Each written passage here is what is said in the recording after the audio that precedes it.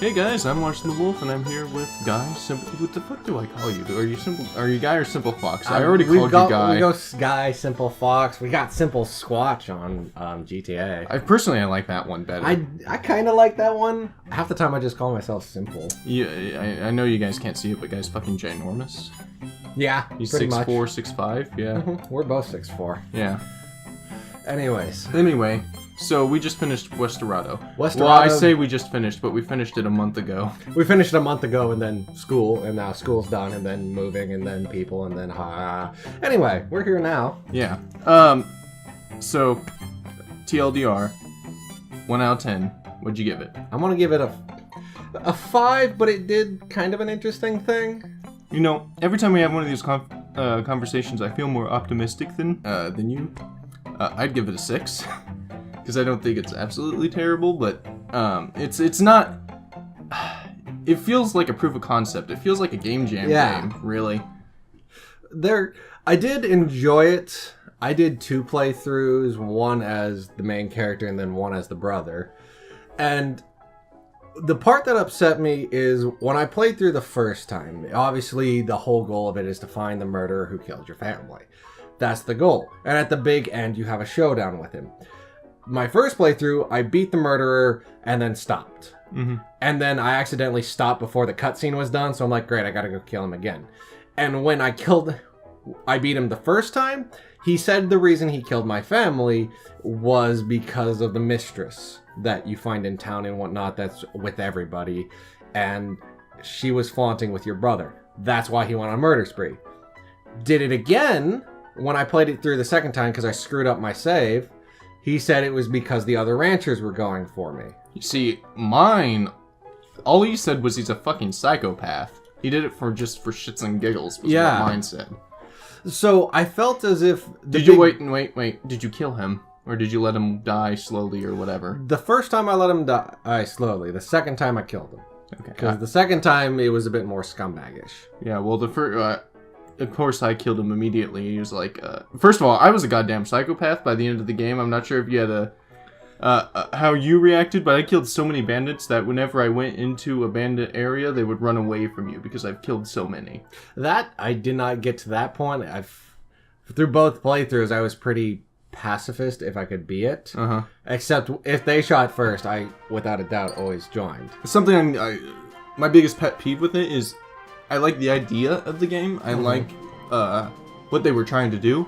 I hate the way they decided to make this game. I hate the 2D scroll. I don't even know. It's like a beat 'em up scroller with the guns and whatnot. And it was really, I'm not sure about you, but it was always hard for me to figure out where my shot was going to go and what was a kill shot. Yeah. And it was hard for me to dodge, and it just was not a very good The fact is, the combat was part of the game. It wasn't like Deus Ex where you could talk or stealth your way out of every situation. There were situations you couldn't get out of without fighting. And the fighting engine just kinda hurt. Like, you couldn't always make a clean shot.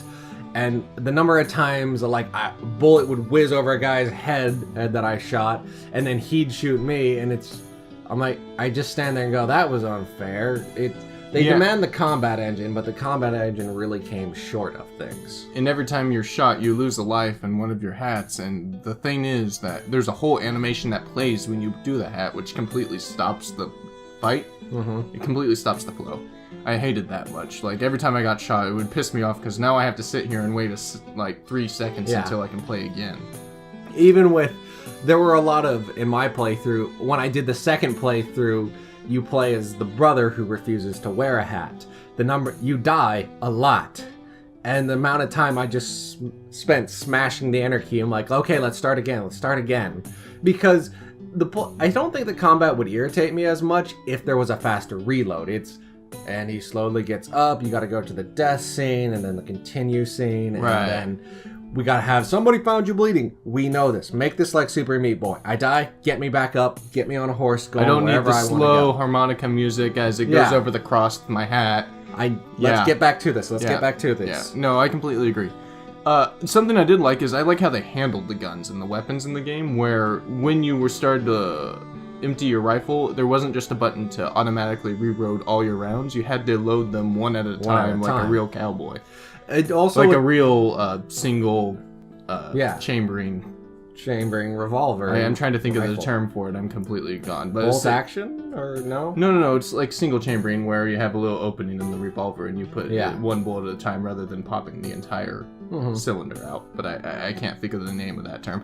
Regardless, one at a time. You had to click furiously in order to reload, and I like that. And it was especially cool of the different gun types you get. But I don't know, what gun did you end up using the most at the end, or did you just keep your single shot? The single shot to me was always the best. The only two I ever got to experiment with was the single and the double shot, or two revolvers at the same time. The two revolvers always got me killed because their shot animation took too long, and if I missed it, somebody would get me. Mm-hmm. And then the single shot was just quick enough. I like how you had to cock the gun before you shot it. Yeah, that was cool too. Yeah, that made a bit more strategy to the combat engine.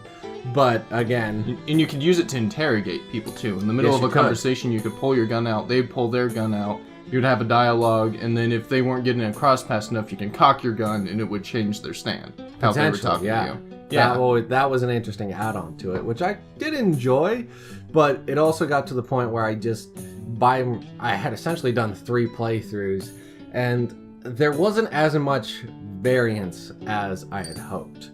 In the trailers and the reading up until the game, I thought there was each adventure will be a long, different thing, and no, I did the same thing pretty much every single time. I don't know if there was more to explore or a corner that was something hidden, but the world didn't blow up to something I really wanted to explore. Because I talked to one rancher, he has the same mission as the other rancher who had the mission that rancher wanted to do. Yeah, I never did do a second playthrough, and I probably should have to get a proper understanding how good the randomly generation was. But the thing is, when I did it my first playthrough, I'm like, oh, I see how this generator works. This is clearly a randomly generated game. Yeah. Which is generally a sign that you did random generation badly, is if you can tell if that's what the game is doing. I also wish the random generation was... Oh, no, I want to clarify. Okay. Is that's what you can tell what the game is doing on your first run-through. Yeah. Well, I wanted the random generation to be a lot deeper. For instance, when I said on my first playthrough, like, I did the final fight twice, and his explanation to why he murdered my family changed. So, at the very end, it's just the reason why, and we pull it out of a hat. Okay, how about we have from the very start, the murder, why he did it, is explained, and you could have that work into the story. I could figure out, hey, it's the mistress that they were fighting over.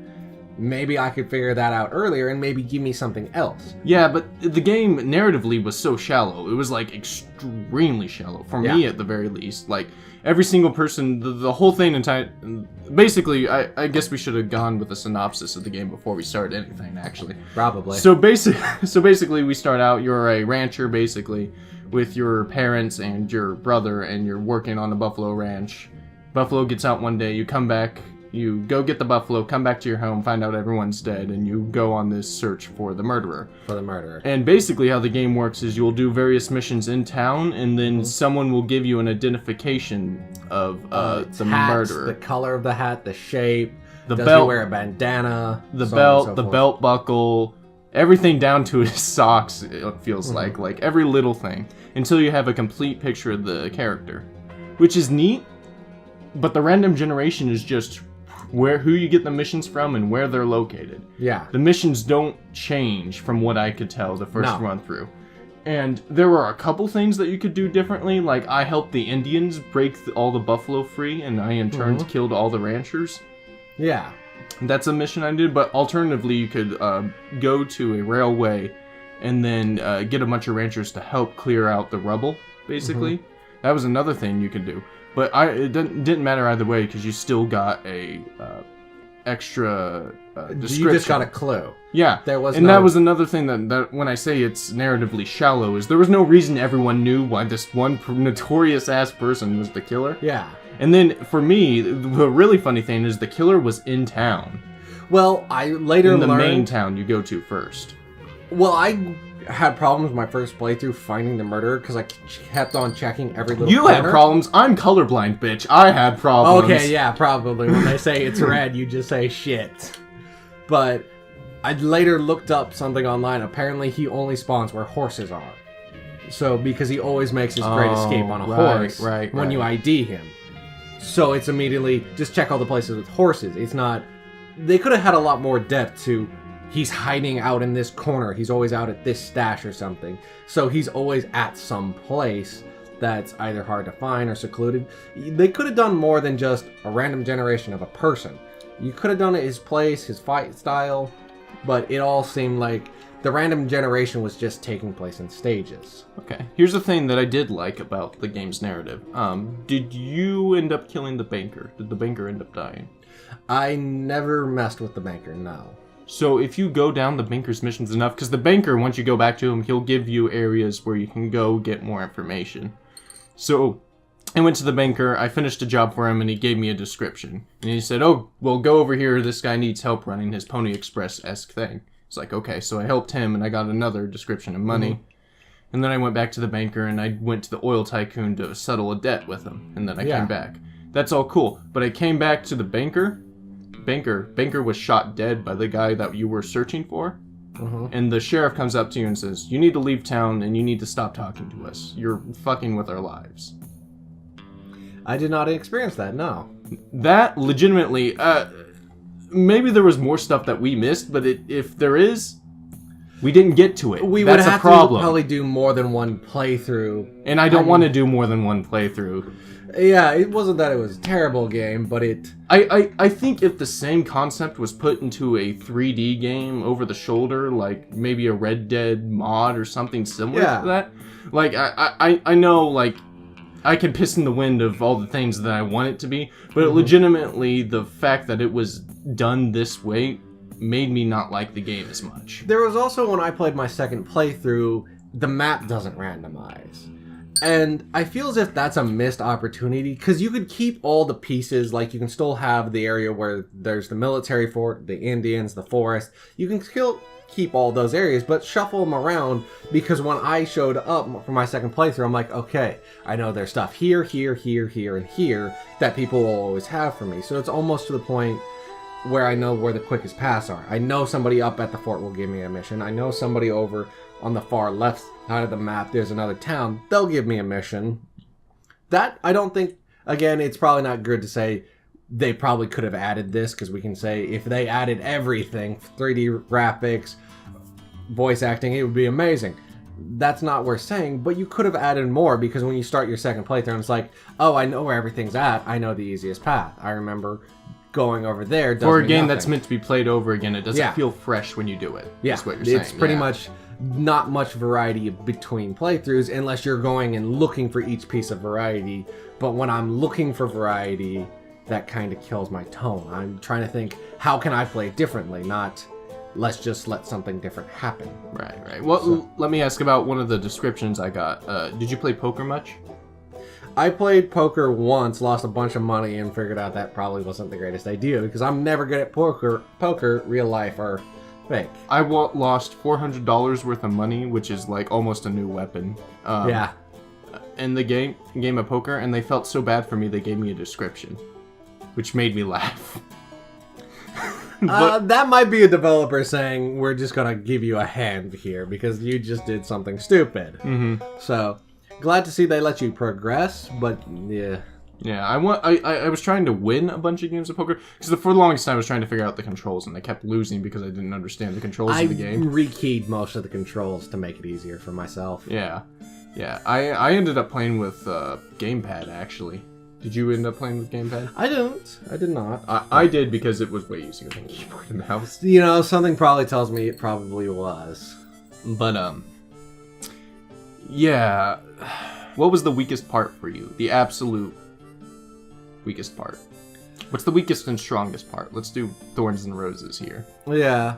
I would probably think the weakest part to me was the random generation. I know that was what it stood on. But, actually, you know what? I'm going to change my answer to the combat. Yeah, that's what I would say, too.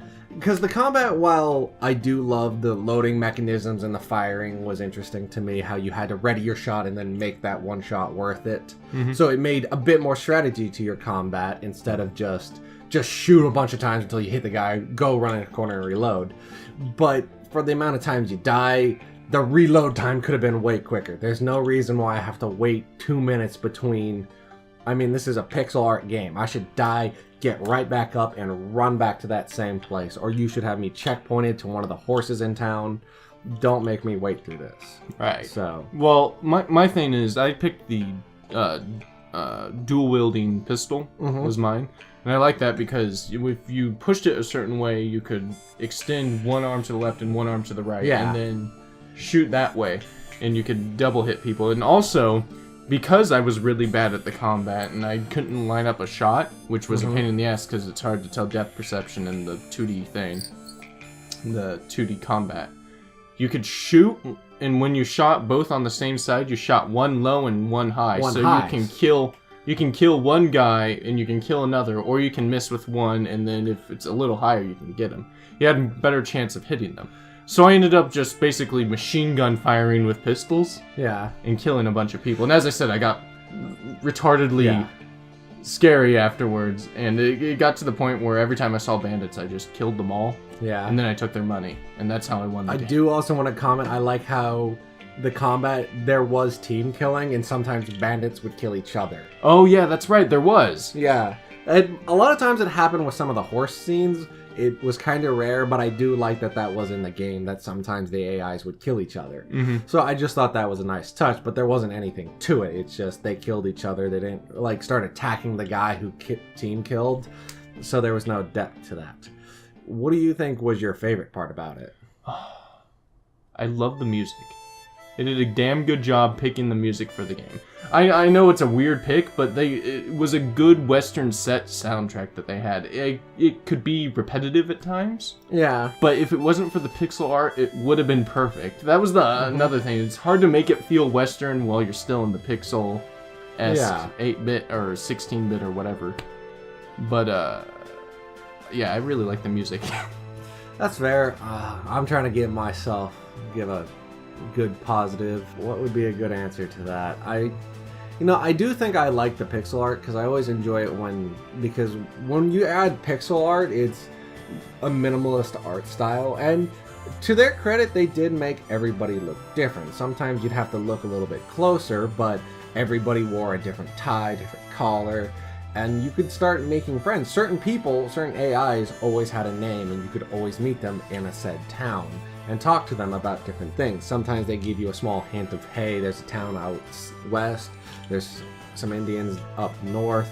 So you could get hints and clues from all the AIs. So the small little bits of it were nice, but when I started looking at the picture as a whole, it all felt really disconnected. So when I looked at it just from a small point of view, I liked the art. Okay, fair enough. My thing is with the art is it just wasn't detailed enough for me to give it a praise.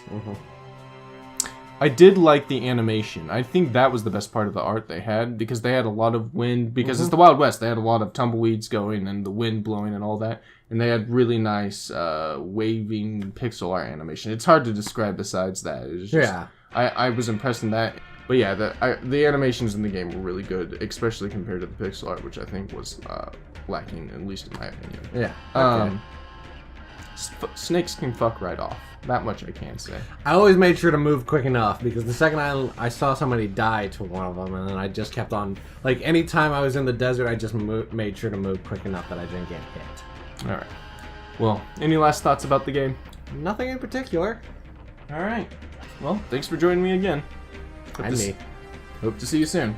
Alright. I need to finish this rosé. Later, guys.